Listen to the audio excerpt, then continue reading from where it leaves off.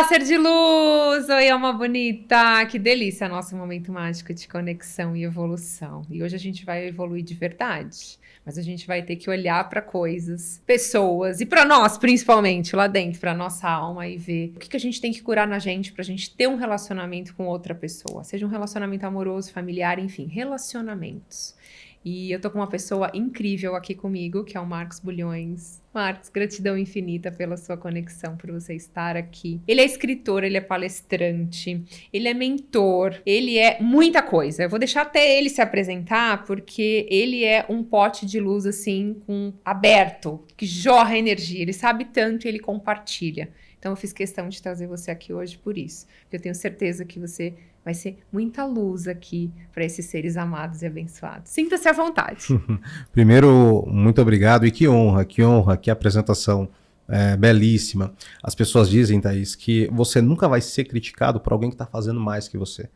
E isso daí é verdade. Só que o que poucos conhecem é que as pessoas que fazem mais reconhecem você. Então, muito obrigado por esse reconhecimento. Só seria possível se você também partilhasse, como partilha desse sucesso, desse propósito e desse trabalho que eu acredito que é muito maior do que nós. Nós somos o canal e sendo esse canal, é bom que a gente possa abundar e transbordar na vida das pessoas. Então, é um prazer estar aqui. Quero mandar um abraço e um grande beijo para todos vocês que estão assistindo no Spotify, YouTube, em todas as plataformas. E inclusive já quero dizer que se você está assistindo esse conteúdo e ainda não é inscrito em alguma dessas plataformas, tem alguma coisa errada com você. Porque eu já vou fazer esse pitch para você, porque é sério. As pessoas, elas insistem em se inscrever em conteúdos desnecessários, que você perde tempo. Que nos faz evoluir. Exato. Então, a primeira coisa do seguir, o que é seguir? Seguir é se relacionar. Ponto. Nós vamos falar sobre relacionamento. Quando você segue alguém, você se relaciona com essa pessoa.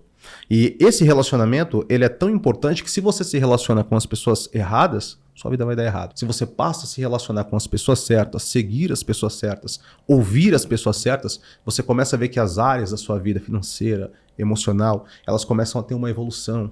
Então, é por isso que nós estamos aqui. Siga e nós teremos uma excelente conversa. Exatamente, eu ia falar para vocês seguirem, compartilharem e sigam o canal dele também. Tá Marcos Bulhões, né? Marcos Bulhões. No Instagram, tem no YouTube também? TikTok, Kawaii, tem Spotify? Facebook. Não. Olha. Mas depois desse programa, prometo a você que vou fazer. Eu te ajudo. Perfeito, fechamos. É uma troca aqui.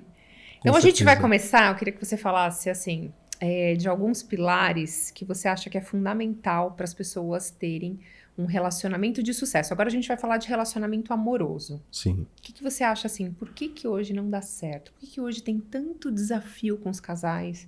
Por que hoje as pessoas, a maior reclamação, né, uma das maiores, é relacionamento?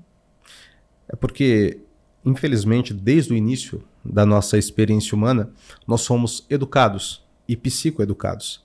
Mas as matérias que as pessoas escolheram para nós eram matérias que talvez seriam importantes em determinado momento das nossas vidas, só que não seriam cruciais. Desde o início da sua jornada, você escuta que matemática, português, geografia, ciências são matérias importantes, e de fato são.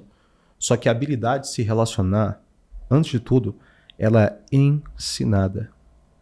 Essa é uma palavra dolorosa, talvez, para as pessoas que não foram ensinadas, que não tiveram pais e mães que sentaram com ela e disseram: filha, isso são emoções, isso são sentimentos.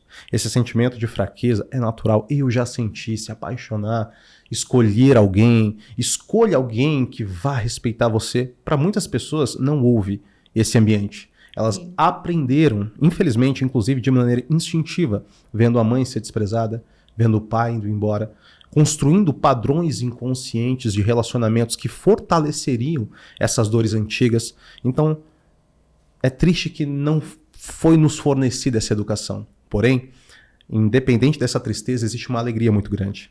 Porque se é algo que nós podemos aprender, nós poderemos começar agora. Exatamente. Então, poxa, mas eu tive a pior versão da minha vida. Se você começa a partir de agora, você está rumo à sua melhor versão.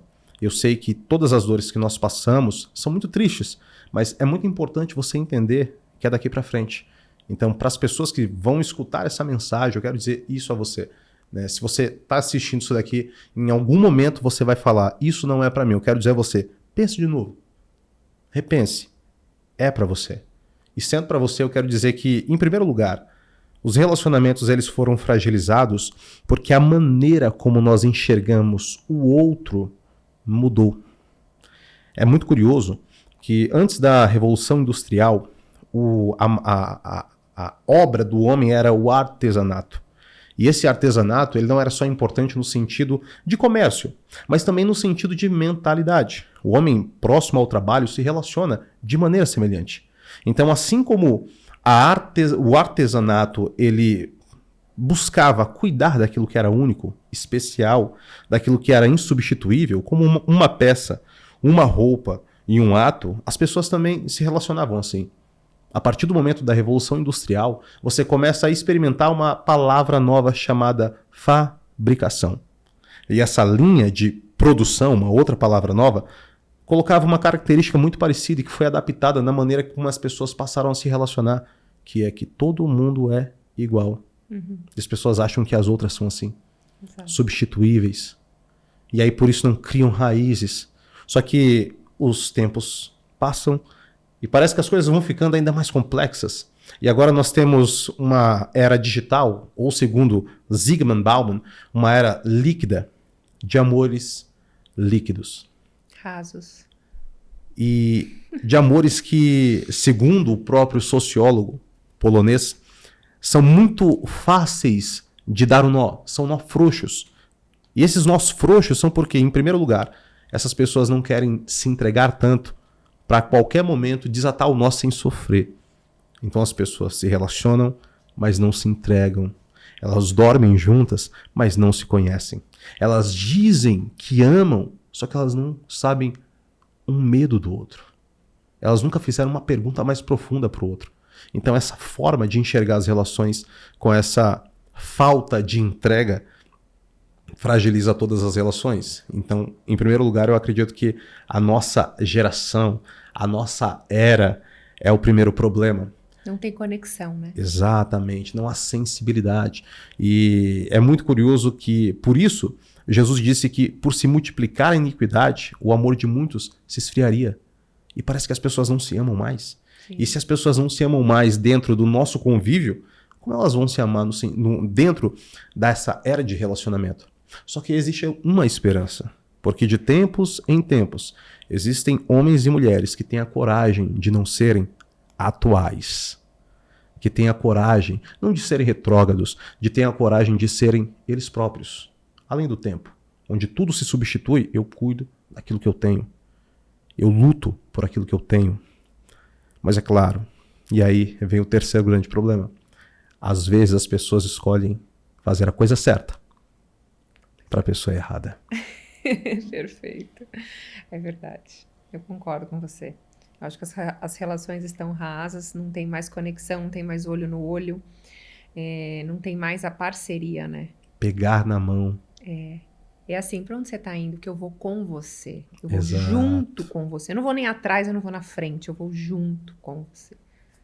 Eu acho que hoje tá muito assim, eu penso em mim, você pensa em você. E aí a gente vê o que dá, né? Exato.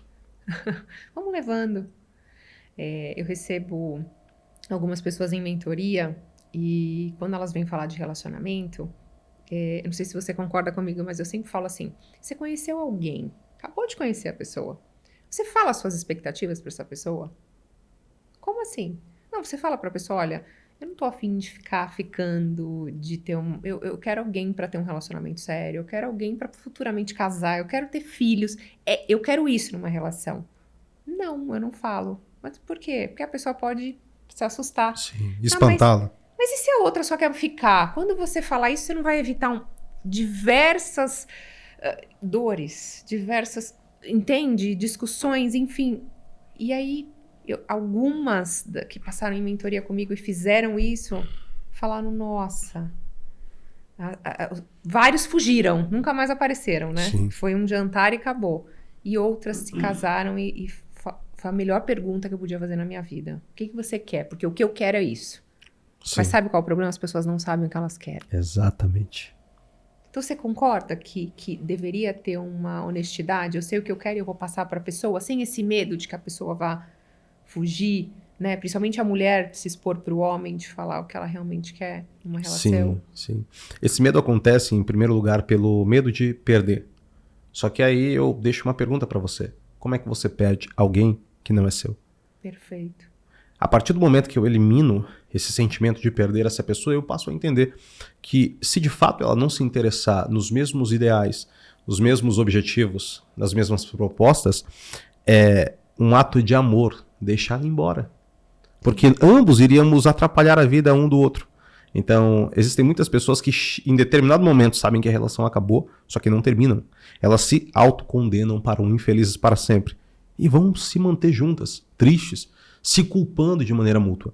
Outras, pelo medo da pessoa não aceitar os seus valores, não aceitar as coisas que você acredita, elas, além de não falarem aquilo que querem, elas escondem aquilo que querem.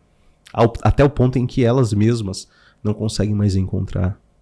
Máscara, né? Exato. Quantas pessoas você já não conheceu que tinha um brilho especial, que tinha um propósito gigante, e por conta de um relacionamento essa luz foi apagada? Várias, é verdade. E isso é muito doloroso, porque eu já fui essa luz apagada. Já aconteceu com você? Isso te ajudou a entrar nesse mundo? Eu acredito que, na verdade, não foi uma ajuda, foi uma necessidade de sobrevivência. Eu acredito que todo homem e toda mulher que ele tem uma mensagem muito poderosa é porque ele experimentou o efeito dessa mensagem na própria pele. Sim. Essa cura veio para ele, e se através do veneno ele conseguiu criar esse antídoto e não morreu, ele vai conseguir levar isso para outras pessoas. E até dentro desse processo, eu lembro que a primeira vez que eu me relacionei foi por uma grande necessidade, por não me sentir amado, por acreditar que eu precisava daquilo, porque eu olhava para o lado, isso com 16 anos, isso com 15 anos, isso com 12 anos. Então parece que, e aí vem uma palavra muito poderosa para você, parece que desde cedo nós queremos a coisa errada no lugar da coisa certa. Então, em primeiro lugar, você pensa em ter alguém, e aí você não pensa em ser alguém. Exato. E como você não tem um projeto de vida, você se relaciona à revelia. Eu olho pra você, a gente sai 1, 2, 3 vezes, e na quarta vez, caramba, 3 vezes já estamos namorando. E as pessoas passam a namorar e nunca nem se apaixonaram. As pessoas se unem e nunca nem conversaram daquilo que a outra gosta. Só que aí, Thaís, existe o tempo. E o tempo faz ao amor aquilo que o vento faz com o fogo. Ele apaga os pequenos e ele aumenta os grandes.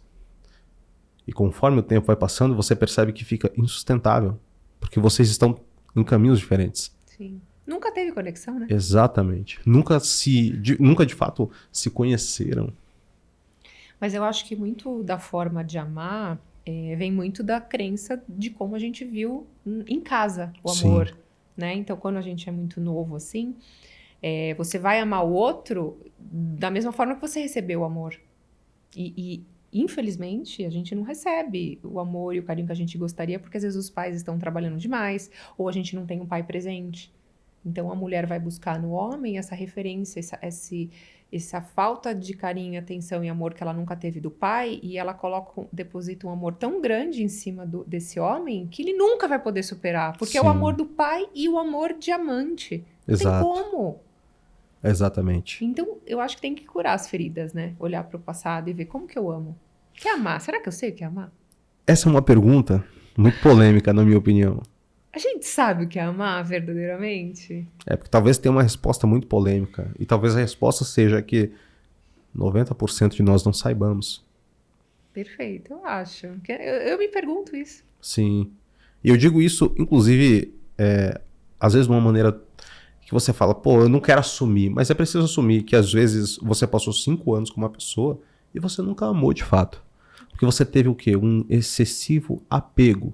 Ou, infelizmente, você estava dentro de uma dependência emocional. E essa dependência emocional, ela mudou a maneira como você enxergou emoção, sentimento, mudou a maneira como você se conectou. A pessoa dentro de um estado de dependência química, física, sim, ou emocional, ela mantém um vínculo de obsessão pelo objeto e não de amor. Ela obtém de todas as maneiras e ela está disposta a ir às últimas consequências para manter aquilo. seja romper com uma família, seja ir contra amigos, seja inclusive sabotar os próprios sonhos individuais para manter o vício. E aí quando essa pessoa vai embora, ou quando esse relacionamento acaba, essa pessoa que estava dentro de um estado de dependência, ela começa a se culpar porque agora ela se sente mal por sentir falta. E quando você se sente mal por sentir falta, o que você tem não é saudade, é abstinência, é o seu sistema se acostumando à falta que aquilo fazia. Só que eu garanto para você, se você consegue suportar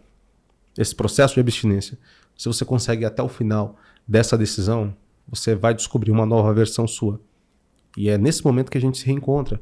Quando nós olhamos no espelho e falamos, resistimos.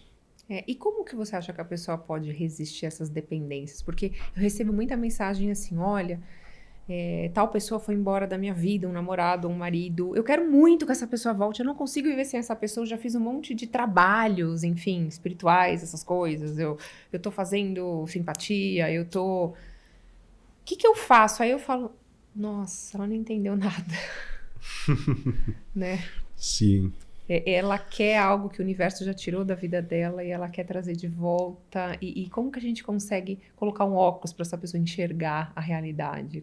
Que dicas que você daria? Eu acredito que o problema não seja a falta de um óculos. Eu acredito que o problema é que ela está muito perto. Então, se eu coloco a mão na frente dos meus olhos, eu não consigo te enxergar. Sim. Só que você está na minha frente. Porque a proximidade, ela rouba o seu campo de visão. E por isso que as pessoas falam, o amor é cego. E eu não acredito que o amor ele seja cego. Eu só acredito que ele ocupe por completo o seu foco. Tá. Então é preciso você se afastar. Por isso que dar um passo para trás é decisivo quando você está errado. E as pessoas vão me perguntar, o que é mais importante, velocidade ou direção? Eu sempre digo, é importante saber para onde você está caminhando. Nem acho direção. Porque se você não souber para onde você está caminhando, e principalmente com quem você está, a cada passo que você dá para frente, são 2 que você dá longe dos seus sonhos.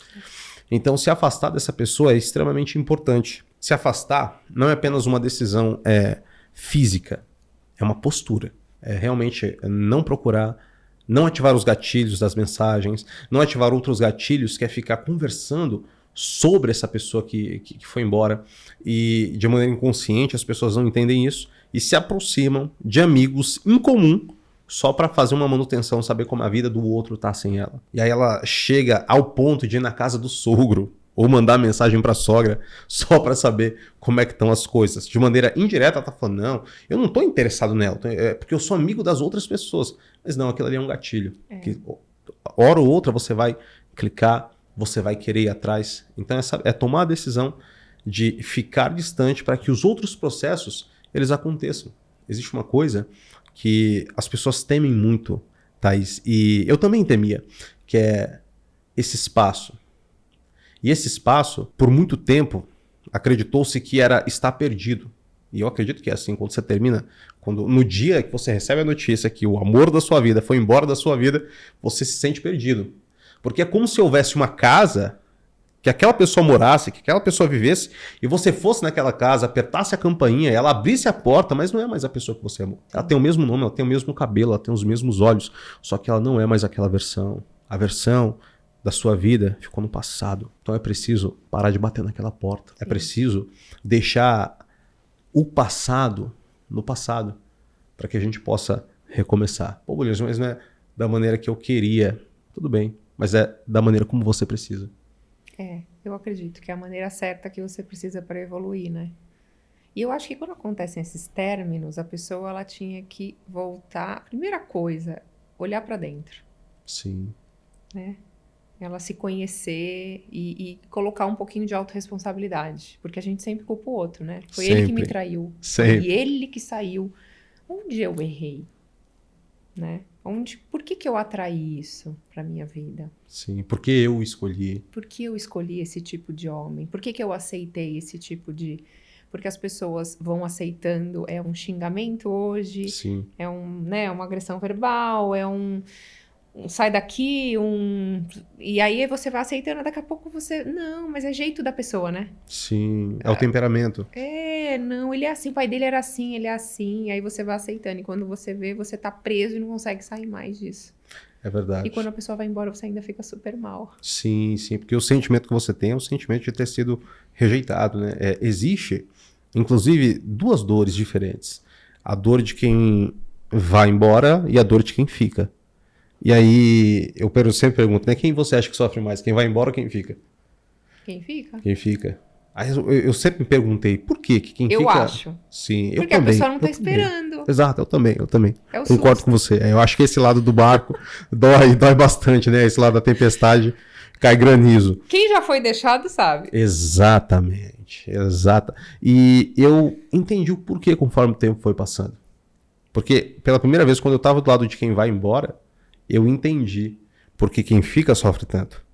É porque, não em todos os casos, é claro, mas às vezes quem vai embora, quando sabe que acabou, aquela pessoa ela começa a se preparar para partir. Exato. Só que ela não te fala nada. Ela começa a fazer planos individuais e não te conta. Ela começa a mudar a postura dela e ela não revela. E aí você começa a perceber que ele ou ela passa a postar fotos no status diferente. Você fala, por que essa pessoa está agindo assim? Não é verdade? Você vê que a comunicação, o brilho dessa pessoa muda. E eu acredito que para quem fica, esse momento é o momento mais doloroso. Porque você olha a pessoa que você ama com um sorriso lindo no rosto. E você sabe que você não é o motivo daquele sorriso. Exato. Ou que talvez ela nunca sorriu daquela forma do seu Pra lado, você. que é pior ainda. Eu concordo em gênero, número e grau. É ainda mais doloroso. Então, quem vai embora, naturalmente, já sofreu o luto dentro do relacionamento. Exatamente. E quem fica, não. Agora a pessoa vai ter que precisar passar por esse luto. Só que é muito curioso, porque às vezes, não posso generalizar jamais, mas às vezes quem vai embora passa esse luto. Só que enfrenta uma experiência de falta diferente.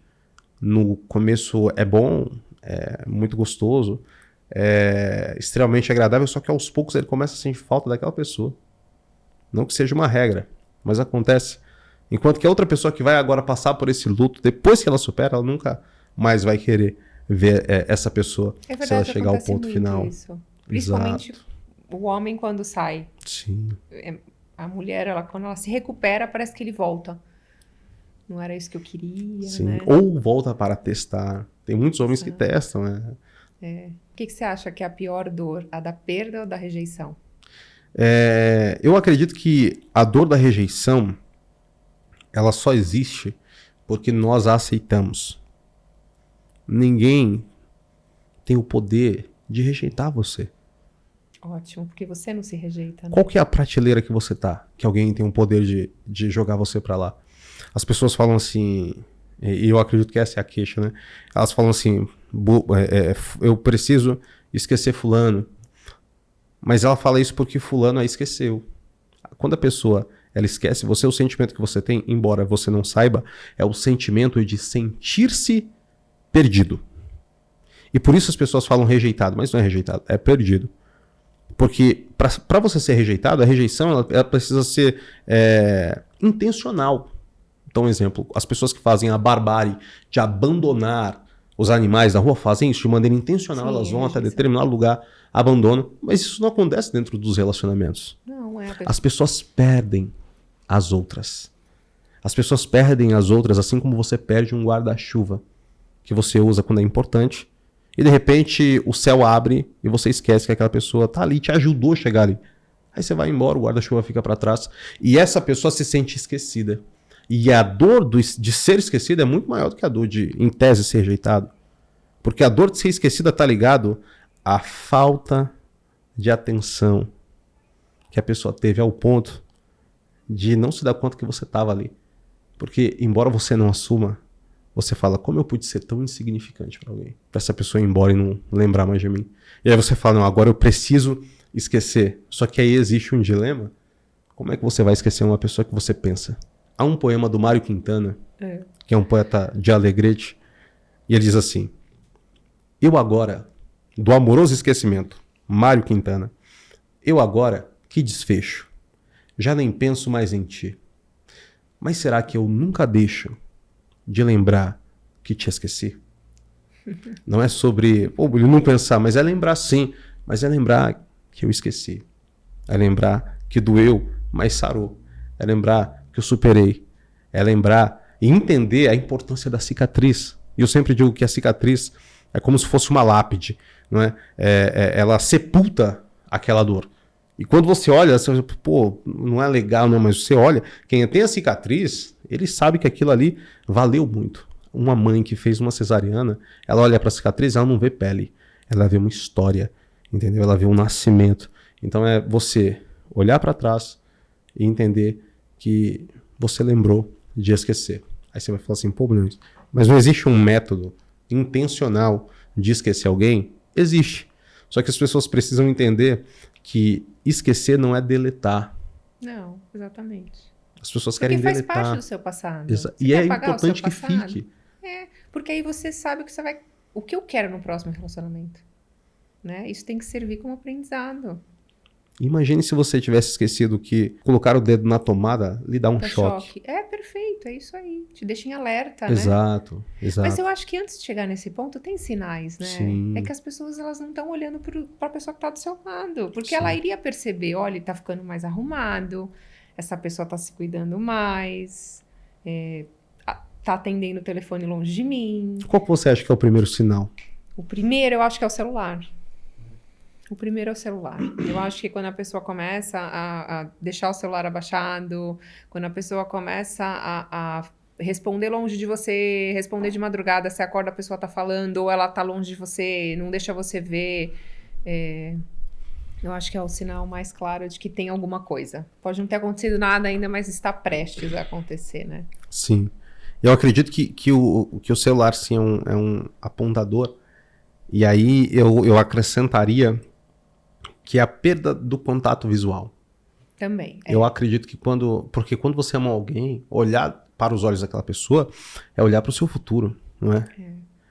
E a partir do momento que você não consegue mais olhar nos olhos do outro, alguma coisa está errada. E eu acredito que existe um time em que dá para você recuperar, dá para você lutar. Eu também acho. Só que as pessoas falam até quando eu posso lutar por um relacionamento. Eu não sei você, mas eu enxergo o amor não como as pessoas acreditam, 50-50 every time. Não, eu acredito que em alguns momentos serão 80-20. Perfeito. Entende? Talvez 90-10. Concordo. Talvez 99-1. Perfeito. Só que esse 1 não pode zerar. É preciso que haja do outro lado um sinal. É preciso que haja do outro lado a vontade. É preciso que haja do outro lado o respeito. É preciso que da outra parte, nem que seja esperando, ela lute. Porque se ela não lutar, infelizmente essa batalha é perdida.